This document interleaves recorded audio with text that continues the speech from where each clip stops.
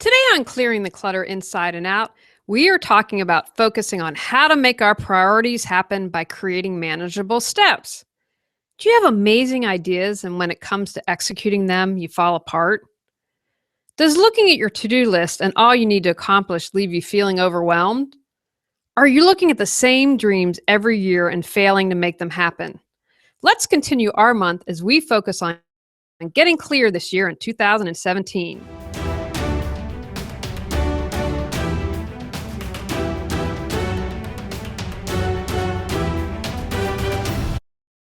Ready to clear your clutter and share your gifts with the world? Every Tuesday at 1 p.m., join award-winning professional organizer, author, and certified life coach Julie Coraccio on clearing the clutter inside and out, as she teaches you how to navigate the waters to declutter your life.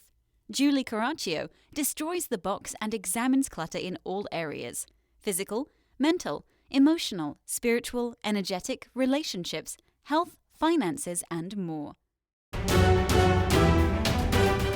In the first episode of the year, I talked about figuring out what our priorities were. That's the awareness and half the battle. The other half is executing and taking action. We're going to be talking about setting goals today. I have worked with a lot of people, and one of the reasons I see people get stuck is they become overwhelmed when they are trying to clear their clutter and get organized or move forward in their life.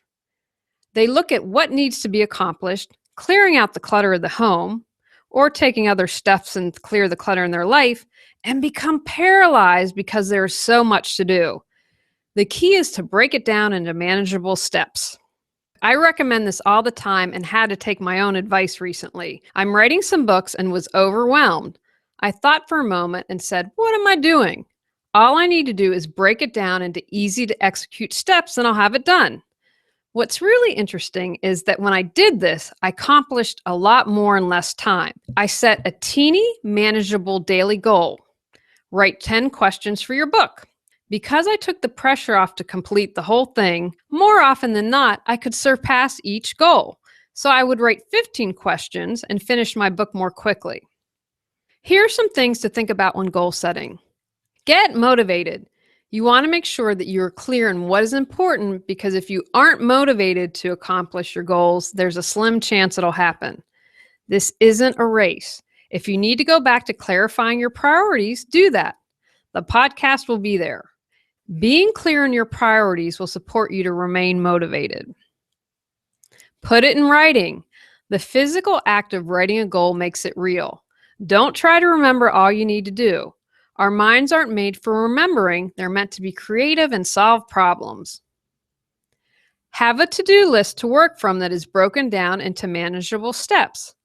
Writing out the individual steps and then crossing each one off as you complete it, you'll realize that you are making progress towards your ultimate goal. This is especially important if your goal is big and demanding or long-term. SMART is an acronym that you can use to guide your goal setting. To make sure your goals are clear and reachable, each one should be specific or simple, sensible, significant. Pick whatever's going to work best for you. So some things to think about when being specific.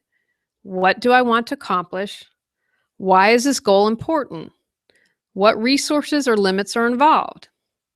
So here's an example of a specific goal. I choose to gain the skills and experience necessary to start my own business. Next, the goal needs to be measurable or meaningful, motivating. A measurable goal should address questions such as how much, how many, how will I know when it's accomplished? So here's an example. I choose to take the necessary classes and training the experience I need within 2 years to start my own business.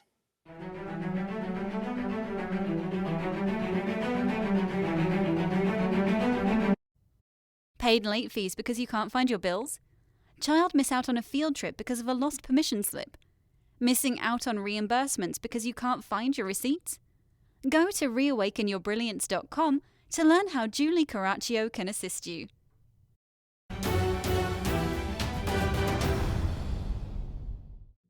Achievable, agreed or attainable.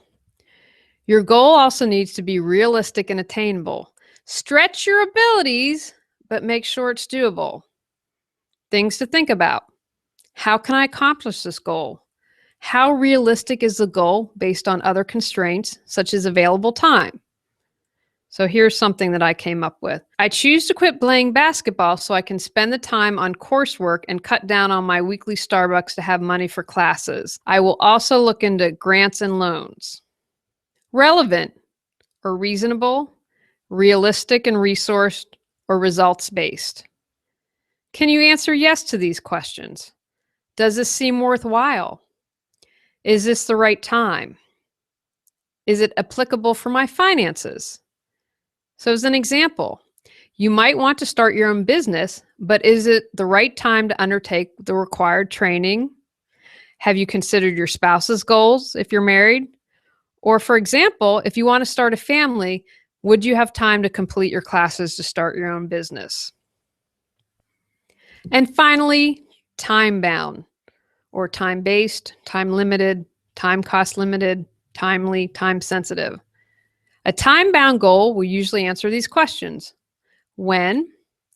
What can I do right now? What can I do this week? What can I do 6 months from now? What can I do a year from now? An example, how long will it take you to acquire these skills? Do you need further training so that you're eligible for certain exams or qualifications? It's important to give yourself a realistic time frame for accomplishing the smaller goals that are necessary to achieve your final objective. For example, I will gain the skills and experiences necessary to own my own business within 2 years. And then you would break down further goals right now, this week, 6 months, a year, 18 months, 2 years to achieve that. Resist the urge to set goals that are too easy. Accomplishing a goal that you didn't have to work hard for can be disheartening at best, and it can also make you fear setting future goals that carry a risk of not happening. By setting realistic yet challenging goals, you hit a balance. Think, raise the bar and bring personal satisfaction. Also, be aware of setting goals that someone else has the power over. For example, get a raise depends on your boss, the financial health of the company, and other factors that you have no control over. However, get experience and training and do the work that I need to be considered for a raise is entirely up to you. Keep on keeping on. Goal setting is an ongoing activity, not just a means to an end. Build in reminders to keep yourself on track and regularly review your progress. Take actions from today's podcast. Write SMART goals for each of your priorities. Create a to-do list based on your SMART goals. Place your goals where you can see them every single day. And check in with yourself and how you are progressing on a regular basis. In our next episode, we're going to talk about mind mapping and brainstorming.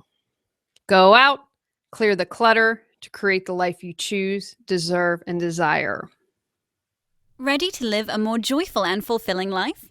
Sign up for our newsletter at reawakenyourbrilliance.com and receive a free copy of 10 Steps to Clearing Clutter Inside and Out. If you enjoyed today's episode, please rate and review Clearing the Clutter Inside and Out. See you next Tuesday at 1 p.m.